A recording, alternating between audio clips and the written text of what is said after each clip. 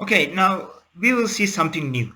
Scalar multiplication of two vectors. Now we have seen until now how we can multiply a scalar quantity with a vector. But there exists something, scalar multiplication of two vectors. So basically, what can happen if or how we can multiply two vectors? We already know it in case of a plane, in planar vectors. If we define a vector in a plane. So basically, this is nothing more than the projection of one vector onto the other one. And mathematically, if the direction of two vectors makes an angle theta between them, so scalar multiplication of vector A and vector B is equal to the multiplication of their magnitudes multiplied with the cosine theta. So here the theta is the angle between them, and theta can vary from 0 to 180 degrees. Okay, so this is what scalar multiplication is in two dimensions. Now, what are the properties, regardless of the whether they are planar or three-dimensional?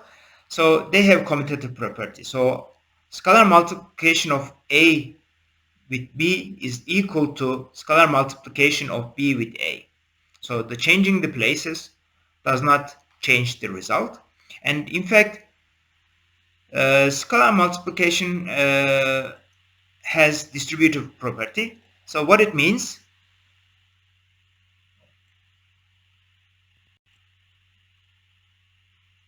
Sorry, okay. Now, let's assume that we have three vectors, and these three vectors are A, B, and C.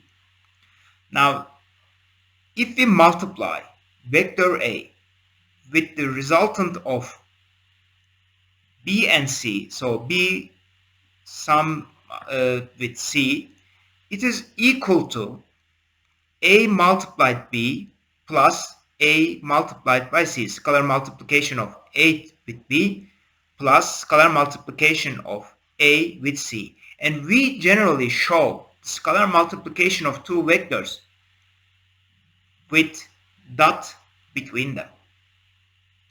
Okay, but the point is we are dealing with three-dimensional vectors now. So how it's going to happen in case of a three-dimensional vector? Now remember that we have defined unit vectors in each direction. In x direction we defined I vector. In y direction we define j vector as a unit vector, and in z direction we define k vector as a unit vector. So their magnitude is 1, right? And when you multiply the I with I, so the theta is 0, therefore the cosine theta is equal to 0. In fact, scalar multiplication of I with I is equal to 1, j with j is equal to 1, k with k is equal to 1. Okay, what if we change the I with j? I multiplied by j is equal to 0 because they are perpendicular, and as a result cosine theta is equal to 0, right? And I with k is equal to 0, and j with k is equal to 0 as well. Now it will be much more clear, I guess, when we solve some examples on the topic.